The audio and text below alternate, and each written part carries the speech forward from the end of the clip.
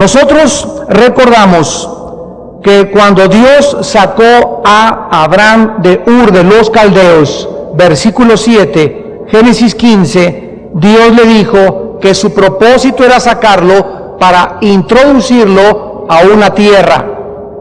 Dios no nos saca de donde estamos al azar, ni a la suerte, ni para ver cómo te va, sino que Dios tiene un propósito para cada uno de nosotros y colocarnos en el lugar donde vamos a tener autoridad.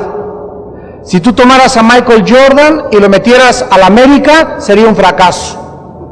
Si le dieras un bate de béisbol, sería un fracaso, porque él fue desarrollado y fue creado por Dios con las habilidades inherentes en su físico para ser un basquetbolista, el mejor del mundo. Y ese es su campo de autoridad, y no lo coloques en otro lado porque no tiene autoridad. Si tú tienes la habilidad de reparar carros, no te metas de cocinero.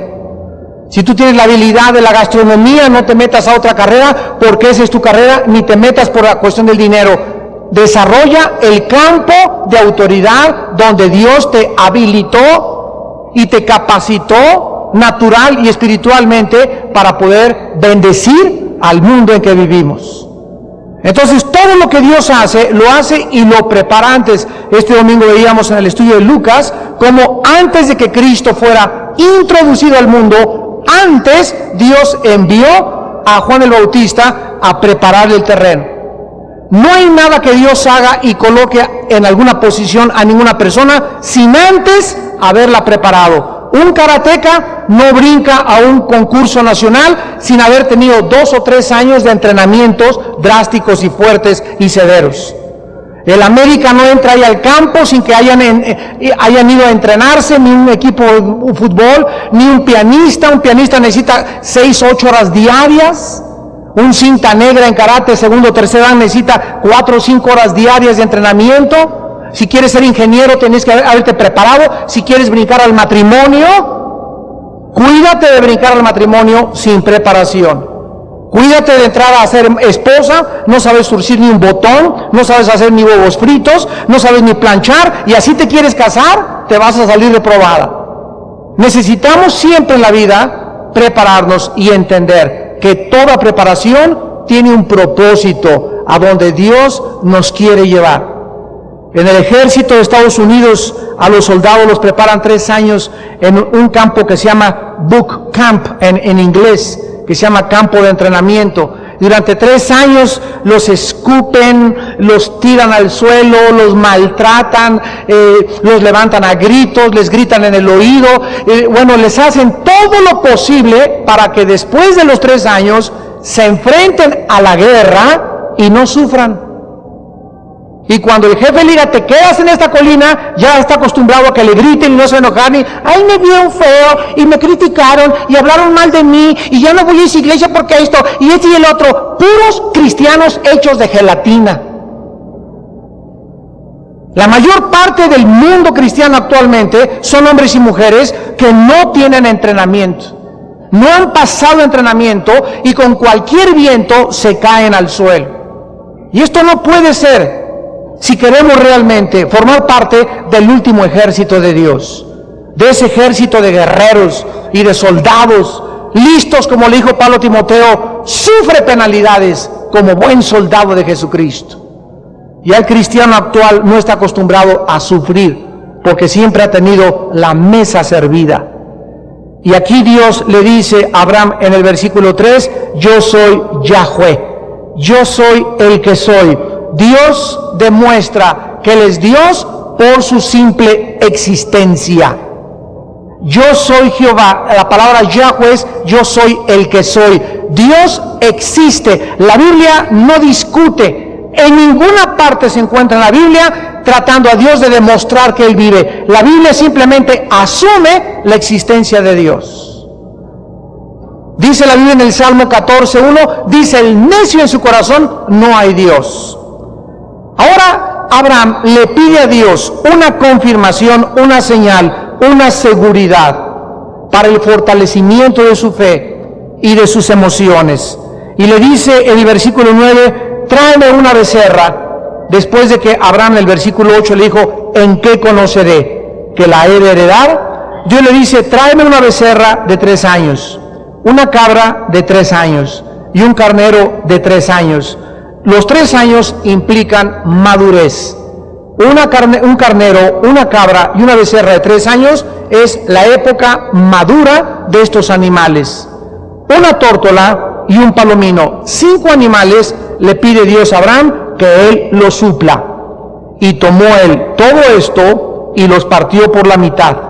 Y puso cada mitad una enfrente de otra, o sea, la cabra la partió a la mitad y la cabeza la puso enfrente del cuerpo, la becerra enfrente de la otra parte de la becerra y el carnero enfrente del carnero. Así, a la mitad puso eran 6 pedazos enfrentándose uno así con el otro. Versículo 11: y descendían aves de rapiña sobre los cuerpos muertos y Abraham las ahuyentaba. Mas a la caída del sol sobrecogió el sueño a Abraham, y he aquí que el temor de una grande oscuridad cayó sobre él. Nosotros vemos que Dios, para confirmarle a Abraham el pacto que antes había hecho con él cuando le prometió la tierra, Dios hace una promesa a través de un ritual que era la costumbre y que continúa siendo la costumbre en el Medio Oriente cuando 2 personas quieren ponerse de acuerdo en alguna cosa en común. Recordemos que todo esto Dios se lo da a Abraham en una visión. Los animales usados, ya lo vimos, fueron una becerra, una cabra, un carnero, todos de 3 años, edad madura, una tórtola y un palomino. Y la ceremonia involucraba partir los animales, ponerlos uno enfrente del otro, y ya que estuvieran uno enfrente del otro, cada persona tenía que ponerse una a un extremo y otra a otro extremo. Y entonces comenzaban las 2 personas a caminar en medio de los animales a sus lados divididos, y mientras iban acercándose la una a la otra, iban recitándose, iban confesando las cláusulas del pacto, para que al pasar ellas en medio de los animales muertos, estaban diciendo que si alguno de los 2 fallaba en cumplir lo que estaban prometiendo, les pasaría lo mismo que los animales. Sus cuerpos serían partidos a la mitad. O sea, la persona que fallara en cumplir el pacto acarreaba sobre su vida una maldición. Vean ustedes este ejemplo en Jeremías capítulo 34, versículos 18 al 19. Jeremías 34, 18 al 19.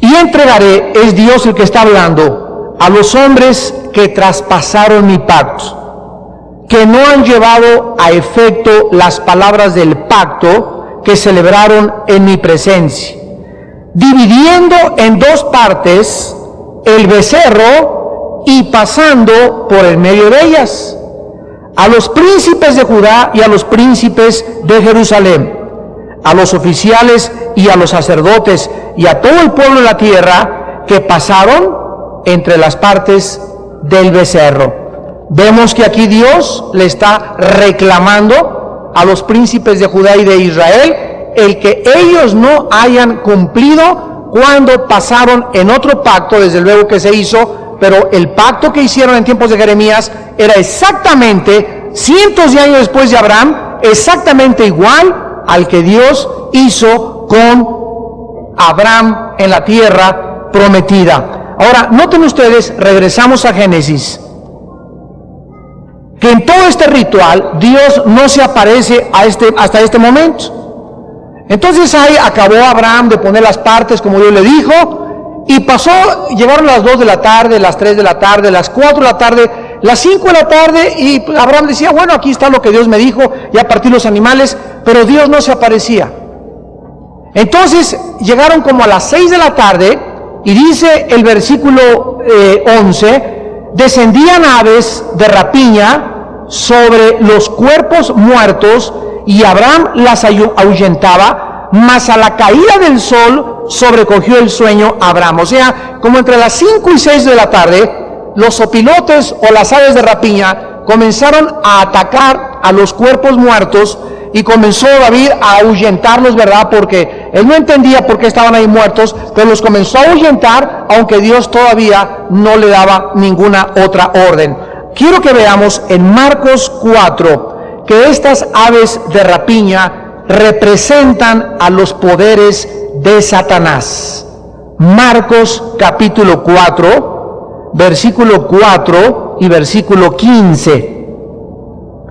Aquí Jesús está relatando la parábola del sembrador. Y él dice, al sembrar, Marcos 4:4, aconteció que una parte cayó junto al camino y vinieron ¿quiénes? Las aves del cielo y la comieron. Versículo 15, Cristo explica quiénes son estas aves. Estos son los de junto al camino, en quienes se siembra la palabra, pero después que la oyen, enseguida viene ¿quién? Satanás. Satanás representa a estas aves que vienen y arrebatan la semilla de Dios y quita las palabras que se sembró en sus corazones. Ahora, esto no quiere decir que todas las aves representen los poderes del mal, sino las aves de rapiña, que es muy diferente, para que tengamos una hermenéutica correcta y adecuada. Entonces aquí vemos que siempre que Dios va a establecer un pacto, cuando Dios va a salvar a alguno de ustedes en esta noche, Satanás anda pululando, ¿verdad? Como cuervo, como sopilote alrededor de tu mente, y él es capaz de ponerte ideas ahorita y decirte no creas eso que están diciendo, es mentira, y trata de arrancarte antes de que Dios haga su aparición en tu vida y selle el pacto contigo. Siempre que se siembra la buena semilla, Satanás siembra la cizaña. Esto no falla con ninguna alma humana. Entonces vamos comprendiendo desde el libro del Génesis cómo opera el mundo espiritual. Dios está a punto de entrar en un pacto con un hombre. Ese hombre sería el progenitor de la nueva nación de Dios, el pueblo de Israel, y a través del cual nosotros hemos heredado todas las bendiciones. Entonces, antes de que Dios cierre ese pacto con Abraham, ahí está Satanás enseñando sus garras. Ahora, es interesante lo que sigue a continuación. Dice el versículo 12, entonces a la caída del sol, o sea, ya como a las 6, 7 de la noche, Abraham comenzó a dormirse y comenzó a soñar. Y aquí el temor de una grande oscuridad cayó sobre él. Esto también es inevitable. En ese momento, Abraham, cuando comienza a dormirse, dicen los científicos que antiguamente nuestros padres, cuando ni siquiera tenían los relojes, nada más llegaban del campo y eran las 5 o 6 y el sol comenzaba a meterse, se metían a la cama y nuestros abuelos y bisabuelos se dormían a las 7, 8 de la noche. Ya estaban dormidos a esa hora. Y a las 4 o 5 de la mañana, en cuanto comenzaba el gallo, los pájaros a cantar, se levantaban. Ahora nosotros hemos violado esto y nos acostamos a las 11, a las 12, y nos levantamos temprano, dormimos 6 horas, 5 horas, ya estamos neuróticos, estamos como estamos, con la poca salud y la energía que tenemos, porque no dormimos adecuadamente. Los científicos dicen que es increíble que hay sustancias en el cerebro que en el momento en el que la oscuridad viene, por ejemplo, recomiendan, el otro día platiqué con un médico cristiano especialista en esto y me dijo, Armando, esto es increíble, cuando duermas trata de cerrar las cortinas que no entre luz para que no, cuando duermas tiene que haber total oscuridad para que descanse tu cerebro. Esto está probado científicamente. Tú puedes tener una ventana abierta detrás, pero asegúrate que esté oscura la habitación. Por eso en todos los hoteles ponen cortinas, ¿verdad? Para que cuando te acuestes esté totalmente oscuro el cuarto. Y así con esa oscuridad vas a descubrir que duermes mucho mejor. Entonces Abraham, como los antiguos a las 6, 7 de la noche, ¿verdad? Comenzó a parpadear y es hora de mi cocol y comenzó a dormirse. Pero es interesante que al comenzar a dormirse, el temor de una grande oscuridad cayó sobre él. Satanás volvió a lanzarle otro ataque a Abraham mentalmente cuando él comenzó a dormirse. Y antes de que Dios otra vez apareciera en la escena, Satanás es experto en pintarnos un panorama negro y decirnos: Cristo no te va a solucionar tus problemas, Dios ni creas que te va a ayudar, tú no vas a salir de perico perro, tu problema en tu trabajo no se va a solucionar. Él es experto en pintarnos negro el futuro. No falla el enemigo de nuestra alma en atacarnos mentalmente y ennegrecernos el futuro. No te subes al carro y te vas a chocar en la carretera, no te subas a ese avión porque va a chocar y te vas a caer, y comienza a inyectarnos temor. Tu hijo mira dónde anda, ya lo mataron a tu hijo, y tu esposo no llega, y todos estos pensamientos y emociones, asegúrate, no vienen de Dios. Dios le dijo a Jeremías: mis pensamientos para ustedes son de paz. Y todo aquello que sea temor del hombre, del enemigo o las circunstancias, no viene de Dios. A continuación, dice la Biblia que entonces el versículo 13, Jehová dijo a Abraham. Y esto, recordémoslo, fue a través de mientras él se encontraba dormido. Ten por cierto que tu descendencia morará en tierra ajena y será esclava allí y será oprimida 400 años. Observen que Dios, antes de sellar el pacto con Abraham, con los animales, como lo veremos al final del capítulo, Dios le hace una profecía increíble a Abraham y le comienza a anunciar el futuro de la nación y de su vida, cómo iba a acabar y todo aquello que le iba a suceder a Israel. Versículo 14, mas también a la nación a la cual servirán juzgaré yo, y después de esto saldrán con gran riqueza, y tú vendrás a tus padres en paz, y serás sepultado en buena vejez. Y en la cuarta generación, aquí vemos que para Dios una generación son aproximadamente 100 años. En la cuarta generación, o sea, a los 400 años, volverán acá, porque aún no ha llegado a su colmo la maldad del amorreo hasta aquí. En medio de la oscuridad, en medio de nuestros temores, en medio de todo lo que el diablo trata e intenta hacernos, siempre un rayo de luz atraviesa esa nube de oscuridad y atraviesa siempre a nuestra vida esa luz que viene del cielo, mostrándonos y diciéndonos: no tengan miedo. No teman, pequeña manada. El mundo cada vez está a nuestro alrededor más negro, más malas noticias, más crímenes, más abortos, más depravación sexual, más narcotráfico, más tranzas, más mentiras. Está ennegreciéndose el mundo, y a través de todo este panorama que casi nos quiere poner a dormir y hacernos creer que Dios no está en pacto con nosotros, Dios nos recuerda en esta noche y nos dice: yo soy el Dios de tus padres. Y ustedes van a heredar esta tierra, dice el Salmo 37, el justo heredará la tierra. Dice Cristo en Mateo 5, bienaventurados los mansos, porque ellos recibirán la tierra por heredad. Así que en medio de todas estas cosas entra y atraviesa la oscuridad y la negrura del panorama la luz del Evangelio de Jesucristo. Y veamos esta profecía detalladamente. En primer lugar, se le dice a Abraham que la semilla prometida moraría en tierra ajena. Dios le llama a Egipto en la Biblia tierra ajena. Desde aquí Egipto se convierte en la Biblia en un símbolo del mundo, controlado por Satanás, con su jefe el faraón. para que vayan ustedes entendiendo teológicamente cómo se desarrollan todas estas, se llama tipología en la Biblia, esto en la teología, la rama de la teología que estudia los tipos y los antitipos. Entonces Egipto se le llama en la Biblia tierra ajena.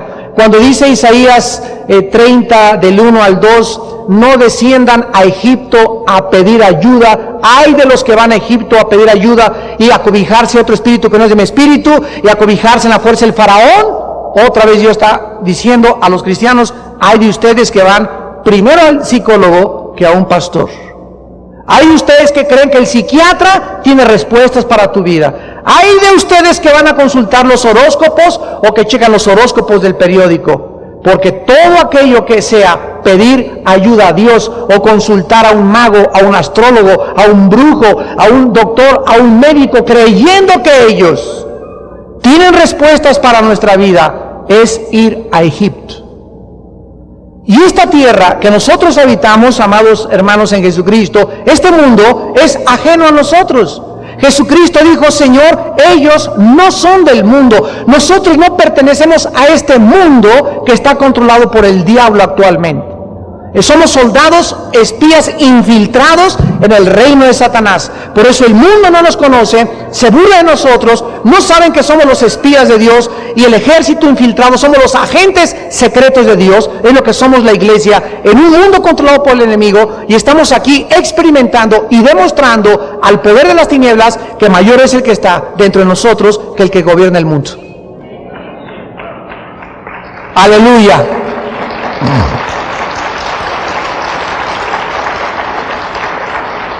Dios pues le profetiza a Abraham que van a morar en tierra ajena, Egipto, y que van a ser oprimidos y esclavizados. Y es el cuadro, retrato del diablo con el mundo. Satanás antes de ser yo cristiano y de tú ser cristiano, era nuestro capataz. Así nos traía y cállese a puro chicotazo y me vas a hacer esto y fumes ese marihuana y metas ese tequila y esto y lo otro y aquí tú creyendo que la pura Dolce Vita y te estás sin que te des cuenta destruyendo, desintegrando, volviéndote cada vez más idiota mentalmente y más bruto mentalmente, tus dientes con tantos cigarros se te estaban cayendo y aquí la Dolce Vita y los tienen engañados totalmente porque su propósito es oprimirlos y tenerte bajo la suela de su zapato. Y Cristo nos liberó de las tinieblas a la luz y nos resplandeció nuestro corazón para la luz del Evangelio de Jesucristo y para que veamos la faz de Jesucristo y para que sepamos ahora cuál es realmente la verdad y en dónde se encuentra la verdad. Y ahora que hemos cubierto la verdad y que hemos roto las cadenas, Dios quiere que seamos libres y que ya no estemos sujetos al yugo de esclavitud, como dice Gálatas 5:1. Ahora somos libres verdaderamente. Y ahora yo sé que ese alcohol y esa mujer que no es mi esposa y esa droga son mentira, no es cierto. Son placeres que me van tarde o temprano a acabar de conquistar y de dominar. Y cualquiera que se somete a alguien como esclavo se convierte en esclavo de aquel a quien se somete, sea a la justicia para servicio o sea a la maldad para el pecado. Romanos capítulo 6. Entonces tenemos que entender todas estas verdades.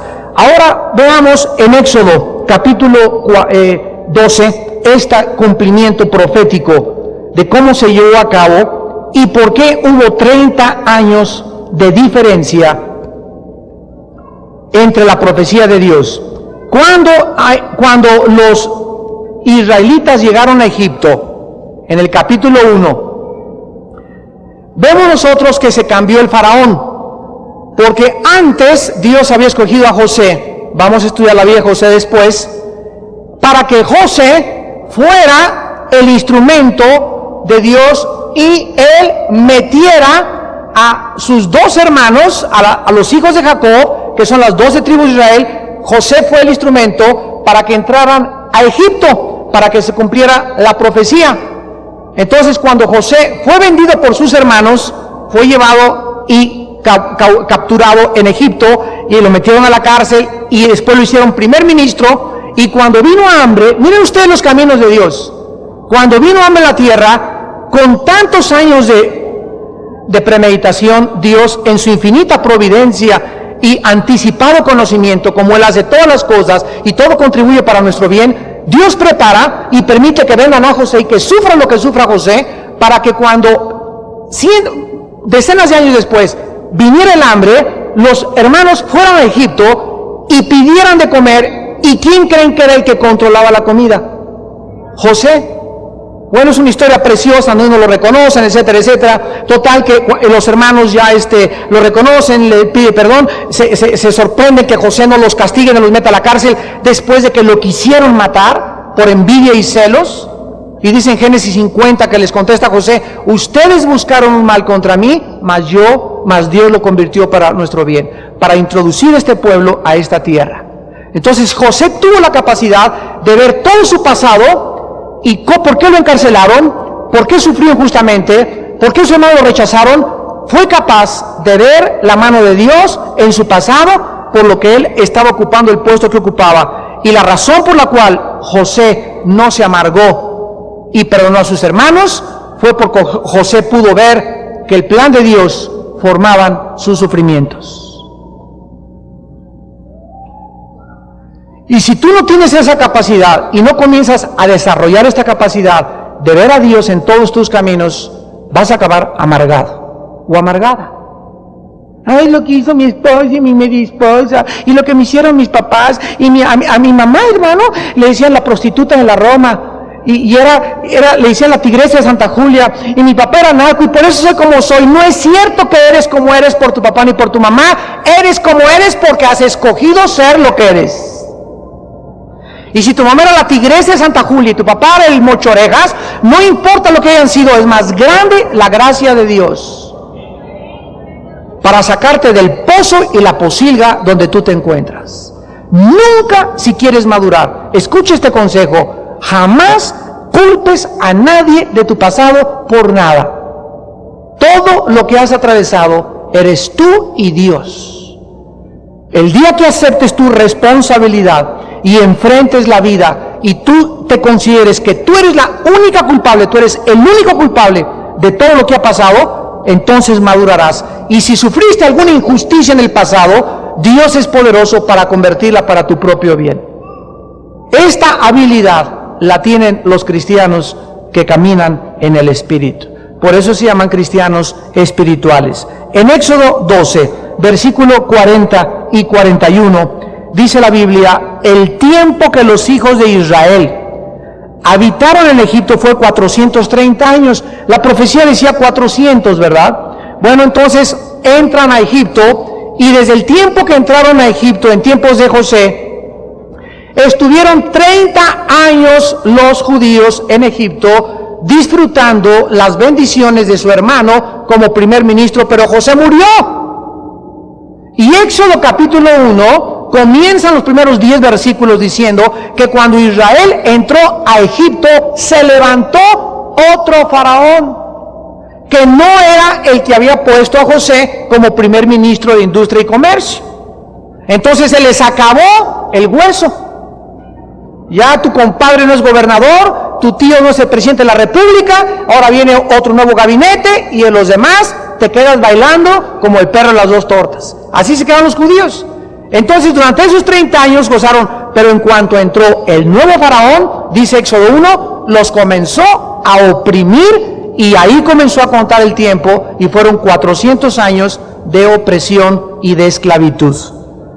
Dice el versículo 41, y pasados los 430 años, en el mismo día, ni un día más, ni un día menos, todas las huestes de Jehová salieron de la tierra de Egipto. Observen que se le llama al pueblo de Dios ejército. La palabra hueste significa ejército, y nosotros somos un ejército. ¿Y por qué se nos llama ejército? Porque un ejército necesita saber y conocer que es importante, de vida o muerte, tener disciplina en la vida. Un ejército no disciplinado, imagínense cada quien con su fusil y cada quien haciendo lo que le da la gana. Necesitamos tener la disciplina y el orden de una compañía militar si queremos conquistar a nuestros enemigos juntos. En segundo lugar, se les promete, regresamos a Génesis, que la semilla prometida sería liberada. Versículo 14, mas a la nación a la cual servirán, juzgaré yo, y después de esto saldrán con gran riqueza. Hermanos, aquí tenemos dos profecías. Existe dentro del mundo de las matemáticas una ley que se llama la ley de la probabilidad. ¿Saben ustedes dentro de las leyes de la probabilidad cuántas probabilidades existen en que mañana juegan el América contra el Cruz Azul, de que tú vayas y compres tus pronósticos, cosa que no debes hacer, ¿verdad? Y digas, bueno, van a ganar 3-1 o 5-2, etcétera, etcétera. ¿Sabes cuántas probabilidades hay de que le atines al marcador? 1 entre 1000 en el mundo de las matemáticas. Y por eso las personas que ven en esto se hacen ricos, porque hay una ley matemática de las probabilidades que se calcula perfectamente bien, que es dificilísimo. Ya no profetizar lo que va a pasar dentro de 2 días, el marcador de 2 equipos de fútbol, para que le atines al precio. Bueno, dentro de la ley de las matemáticas, para que se cumpliera exactamente a los 400 años, y para que sucediera exactamente y fueran liberados en ese tiempo, tal como la historia nos lo demuestra, es 1 entre 10,000 probabilidades. Y si combinamos la primera profecía, 1, que serían cautivados, 2, 400 años, y 3, que saldrían, y 4, con gran riqueza, si las combinamos juntas, es 1 a la 10 a la 19ª potencia, o sea, 1 en 10 billones. El hecho de que la Biblia nos enseñe profecías cumplidas respecto al futuro de las naciones y de las personas, y verificadas arqueológica, antropológica, geográfica e históricamente, nos demuestra que el autor de la Biblia solo puede ser Dios, porque nadie más que Dios puede predecir con tanta exactitud el futuro. Veamos en Éxodo 12 el cumplimiento. Versículo 35 y 36. Éxodo 12, 35 y 36. E hicieron los hijos de Israel conforme al mandamiento de Moisés, pidiendo a los egipcios alhajas de plata. Cáiganse con el Rolex y con la cadenita, y esa cadenita te vienes para acá, y esos pantalones Jordache vienen para acá, y botas y todo, y Jehová, versículo 36, dio gracia al pueblo delante de los egipcios, y les dieron cuanto pedían. Así despojaron a los egipcios, porque Génesis 15, 14 decía, y saldrán con gran riqueza. No solamente se profetizó que iban a estar 400 años, no solamente se profetizó que iban a salir, sino que también se dan detalles como estos, que tienen un significado tremendo a la luz de la escatología. No sería que estaban los judíos robando a los egipcios, porque la palabra despojada en el hebreo que se usa ahí es, y otras veces se usa como robar. ¿Y saben ustedes por qué no los robaron? Porque durante 400 años no les pagaron salario. Y dijo Dios, ustedes trabajaron 400 años gratis, ¿verdad? Pues ahora ellos se los van a pagar con todos los 400 años que se los debe. Y así hace Dios con su pueblo. ¿Alguien le debe algo a un cristiano? ¡Ay, manita! Te va a ir como en feria deberle a un cristiano. Porque Dios te va a quitar, aunque te pasen 3 o 4 años, Dios permitirá algún día que esa persona sea despojada o que sea atacada por el enemigo, pero a Dios nadie le puede burlar, para que se cumpla su palabra.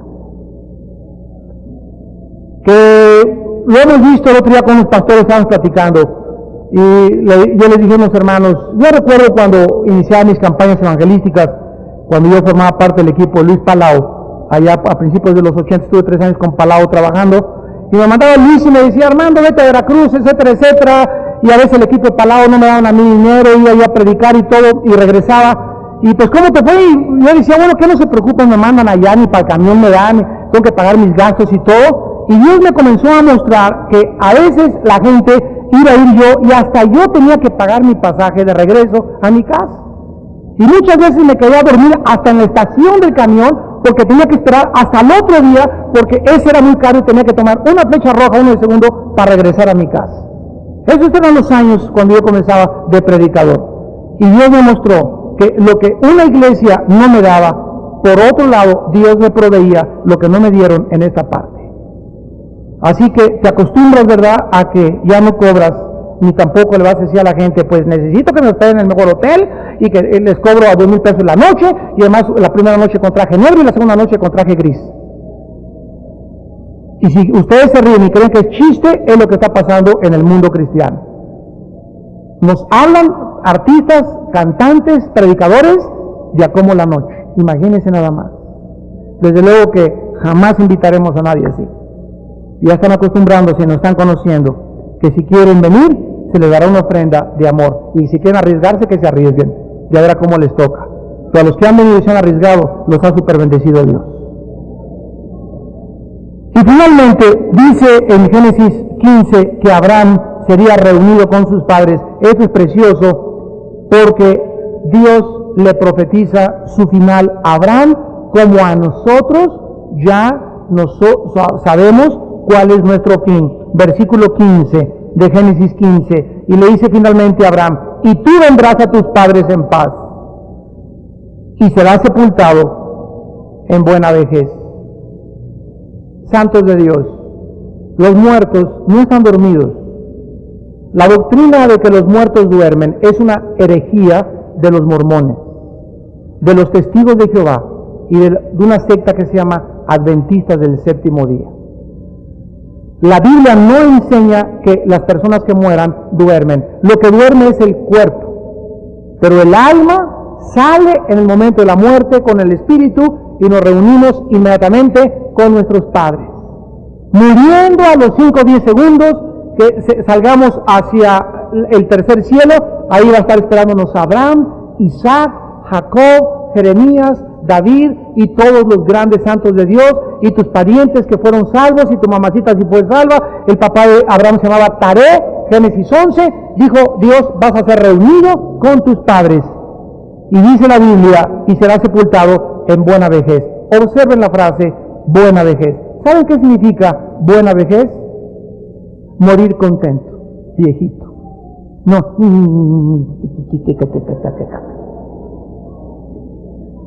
Porque podemos llegar a los 70, 80 años de ahora así con todos amargados y no hay cosa más preciosa que una persona de 80, 85 años, ¿verdad?, sonriendo, una sonrisa y con vigor en sus ojos como Moisés. Y es maravilloso poder llegar al final de nuestra vida, pero con una buena vejez, no una vejez llena de achaques porque le entré al chicharrón y le entré a las carnitas, y pues como quiero tener una buena vejez y buena digestión y estar bien de mi aparato digestivo y mi salud a los 70 años de edad, si no me cuidé.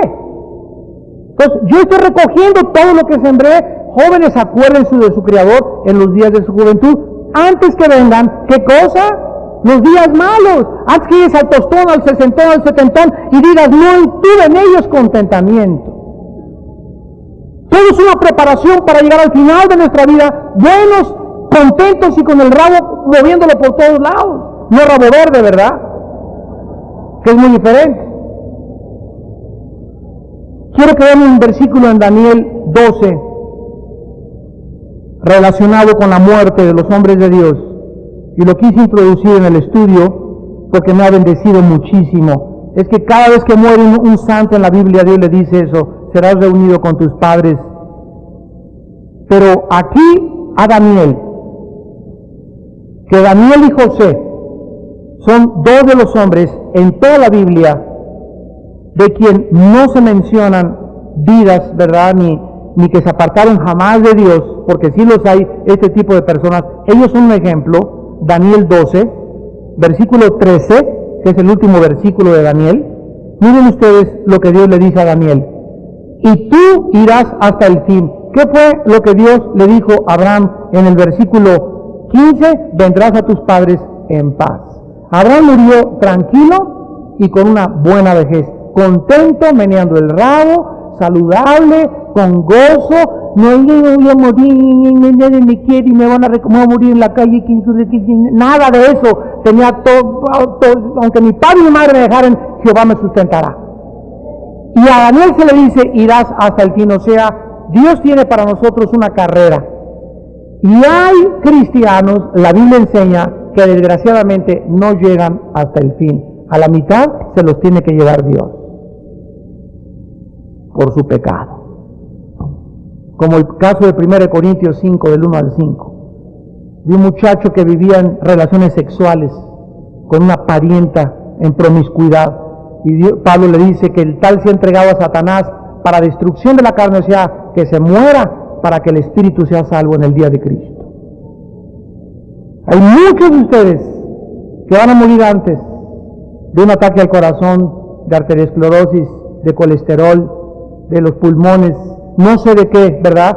Pero muchas cosas que ustedes están haciendo en la vida, de sida, de herpes, de gonorrea, de sífilis, de depravación, de alguna forma Dios no te quiere llevar. Dios quiere, dice la Biblia, prolongar nuestros días. Porque mientras más vivas eres más bendición y eres más, eres luz y Dios quiere, ¿verdad? Lámparas, pero si te estás apagando, Dios no interviene ni te salva y te deja. Bueno, es lo que quieres, pues píntate. Si chupe tu cigarro, pues ahora ahí nos vemos. Dicen que al final de la vida habrá dos tipos de personas. En el infierno, unos le van a decir a Dios, ¿verdad? Dios les va a decir a los en el infierno, hágase su voluntad. Todos los que están en el infierno es porque escogieron acabar en el infierno. Y habrá otros que le digan a Dios, Señor, hágase tu voluntad, y estarán con Él en el cielo. Entonces Dios no manda nada al infierno. Dios no quiere que tú te mueras joven, ni que te mueras a los 40 y 35 años de edad. Dios quiere que seas sano, Dios quiere que prosperes, Dios quiere bendecirte, pero eres tú, dice Isaías 59, tus pecados han hecho estorbo para que su mano poderosa, bendita y omnipotente te pueda levantar y te pueda bendecir. Eres tú el que has impedido que Dios te bendiga. Tú irás hasta el fin. Daniel llegó hasta el fin, al propósito por el cual tenía su vida. Tal vez murió como 90, 100 años. Y mira lo que dice en segundo lugar: reposarás. El estado de la muerte de los santos es de reposo. Lo vamos a ver este sábado en el desayuno. ¿Cómo será el cielo? Voy a hablar de todo esto. ¿Cómo es el cielo? No sé si ya compraron su boleto, pero creo que quedan pocos boletos. El sábado en el desayuno vamos a hablar de cómo será el cielo. Reposarás, es un estado de tranquilidad. Ya no hay lágrimas de, ¿dónde está mi abuelita? Y me duele aquí, nada, ni dolor, ni tristeza, ni perro, que perdón, nada de tu perro tampoco. No hay nada, ninguna cosa nos va a inquietar. Va a ser el estado que nuestra alma anhela desde que nacimos y desde que veíamos las películas de que volaríamos como los ángeles. Ese sueño se va a cumplir en todos nosotros, los que hemos confiado hasta el final de nuestra vida en la sangre de Jesucristo. Vale la pena ser santos. Irás y reposarás y te levantarás para recibir tu heredad al fin de los días. Dice Romanos 14:10, porque es necesario que comparezcamos ante el tribunal de Cristo. 2 Corintios 5:10 dice lo mismo, es necesario que comparezcamos ante un tribunal. Vamos a morir, muchos llegaremos al final de nuestra vida. Si Dios quiere a los 70, 75 años, pero contentos, con salud y morir tranquilos, ¿verdad? Total, nos deja latir el corazón, la muerte, como nos quiere dar Dios, estamos listos. Después vamos a reposar y a estar tranquilos hasta que se complete el número de todos los santos, dice Apocalipsis 6 del 10 al 12, y ya que todos los santos venga el rapto y estamos en el cielo, entonces fórmense toda la iglesia, desde Adán hasta nuestros días. Pancho Pistolas, Juan Pérez, Benito Ramírez, etcétera, etcétera, Conchita, la del cántaro, y todos estaremos, y cada quien pasará uno por uno, 1 Corintios 3 del 10 al 16, a recibir nuestras coronas. Todos vamos a recibir una herencia. Chequen Josué, el libro de Josué, y de eso se trata Josué. Cuando conquistaron la tierra, repartió Josué la tierra y les correspondió a todos. Y se levantó Caleb, que tenía 80 años, y le dijo a Josué, nada de nada, déjame seguir conquistando a mis 80 años de edad. Y Caleb quería continuar conquistando y quería continuar tomando. Esos santos que a esa edad y que llegamos a esa edad, continuamos con ese espíritu de lucha y de pelea y de que no te diste por vencido, recibirán grandes recompensas en la otra vida. Hay una muerte esperándonos a todos. Es la última crisis de nuestra vida que vamos a enfrentar, la muerte. Pero para nosotros será ganancia. Y finalmente, Dios le dice a Abraham, Génesis 15, que la semilla prometida regresaría. Versículo 16, volverán acá. De Egipto iban a regresar. Fue el éxodo, porque aún no ha llegado a su colmo la maldad del amorreo hasta aquí. Y sucedió que puesto el sol y ya oscurecido, se veía un horno humeando y una antorcha de fuego que pasaba entre los animales divididos. Ya que acabó la profecía, se aparece Dios. Y Dios es el que pasa, no Abraham. Dios puso a dormir a Abraham. Y Dios es el que pasa en medio de los animales. Y se retrata a Dios como una antorcha. Al Espíritu Santo se le compara con el fuego. Dios es fuego consumidor, pasando en medio de los animales. Versículo 18. Y en aquel día hizo Jehová un pacto con Abraham, diciendo, a tu descendencia daré esta tierra, desde el río de Egipto hasta el río grande, el río Éufrates. Y hasta el versículo 21, por primera vez en la Biblia, se delinea los puntos geográficos de lo que es la tierra de Canaán. Y si tú tienes un mapa ahorita, la tierra de Canaán es desde Egipto hasta el río Éufrates, subiendo en un triángulo hasta el Líbano. Y abarca casi Jordania, abarca Irak, abarca Siria, y por eso es la guerra tan tremenda ahorita contra los judíos, físicamente, de sacarlos de ahí, porque el diablo sabe que esa tierra está pronto para ser entregada al pueblo de Dios. Ahora Dios completa la ceremonia apareciéndose como una antorcha que pasa entre los animales. Y esto tiene un significado final para terminar. Era Dios, no Abraham.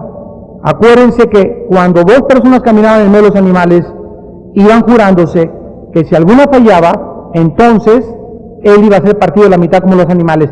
Pero aquí Dios saca a Abraham de el caminar en medio y lo pone a dormir, y es Dios el que pasa en medio, demostrándonos que el pacto con Abraham, en el cual tú y yo estamos, Gálatas 3:6, es un pacto incondicional.